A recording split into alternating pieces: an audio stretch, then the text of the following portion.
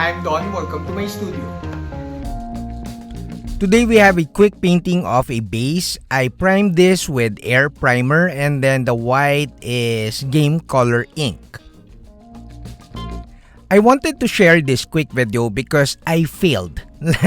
There are a few fails in this video. Initially, with the painting of the ink, the Liquitex ink over the game color ink, I kind of failed immediately.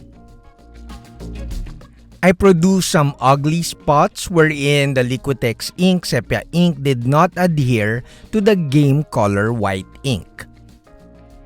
Anyways, a quick shout out to all my channel partners. This channel is supported by all these awesome brands. Also, this channel won't be possible without the support of my patrons.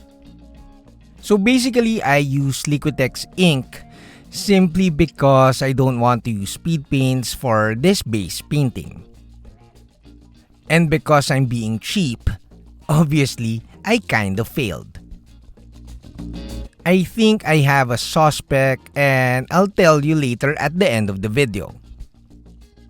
But basically, I wanted to share this video even though the base is not finished yet because I wanted to show that I also make mistakes.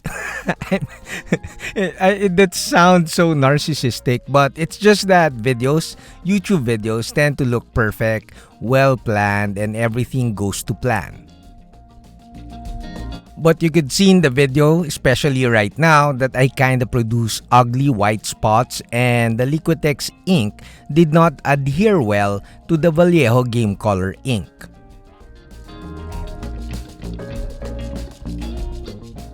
So I had to reset. I have to start all over again. But I did not want to paint white paint or white primer on top because I'll lose those crevices that kinda looks cool already because of the Liquitex ink. So I decided to dry brush on top. I started by dry brushing deck tan, which is not white, and I wanted to start with deck tan so that I have a really nice, not so bright base color for my slop chop.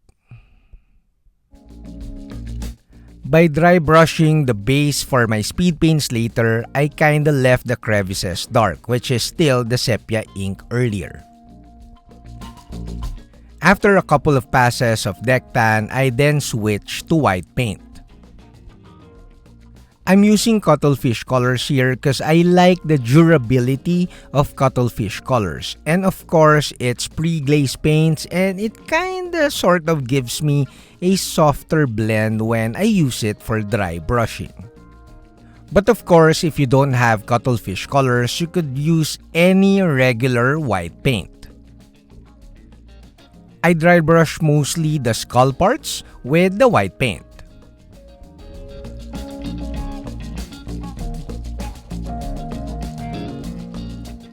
Now since we started with Liquitex sepia and left the crevices with that dark color, I'm not really focused on giving very dark colors on the painting of this base. So I started with pallid bone instead of bony matter.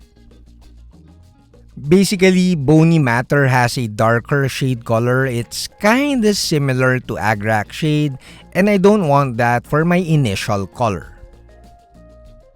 Pallid bone like 1.0 or even 2.0 of course is perfect for any base color for your skeletons or horns or claws. Now I use occultist look for the very first time. And this is not really a mistake, but I kind of find it out of the bottle. I find it a bit too dark or a bit too opaque.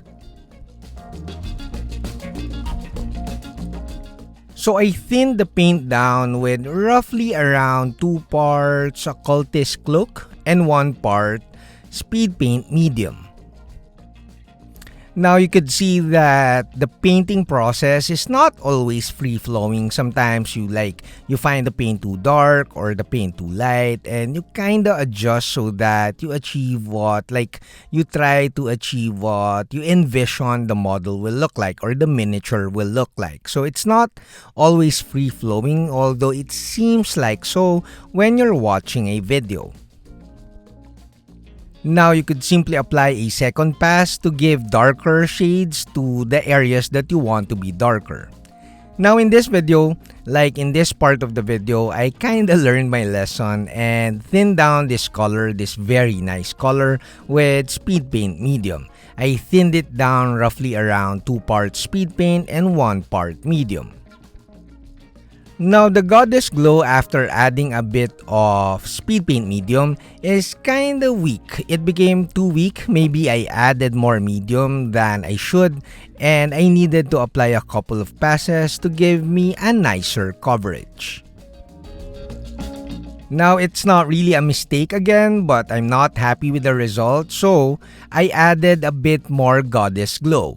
But this time I'm just adding it like without speed paint medium and I'm applying it around the shade areas where I think like the shadow of the boulders would fall and around the edges of the skull to create nice separation.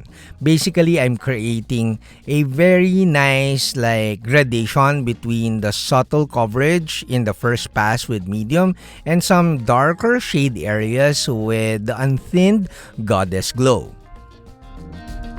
Now since we applied like so, we have a really nice gradation from dark to light.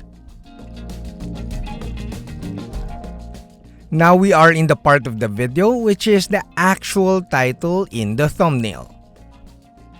Now basically, when you're painting whatever you're painting, like this one, it's just a quick base, you want more color depth to your painting. You want to add more colors, which is basically like a layman's term, or to dumb it down, it's basically just adding more colors to your painting. Now adding color depth to your speed painting is kinda tricky or trickier than when you're using regular paints because you're using transparent colors. Now we're just adding a bit more like vibrancy to our painting by staining or filtering with purple alchemy. Since I do not want to stain it too much, I added a bit more transparency to purple alchemy by mixing it with speed paint medium. So I kinda thinned it roughly around 2 parts speed paint and 1 part medium. Next step is to give a bit more volume to the skulls and of course to add more shades and again color depth. Normally, people or painters would use like palette bone again and paint it around the sides of the skulls or even bony matter to give it a darker or better contrast. However, using the same range of colors doesn't add color depth to your painting. So you could see here, I'm using a more orange-brown speed paint so that I have like a nice transition between the pile of skulls and of course the groundwork. By painting warrior skin around the edges, it seems like it gives you the feeling that the dust of the groundwork is like is spreading towards the pile of skulls. And by using this color, the pile of skulls has more volume because the top areas or the center areas is a bit more lighter.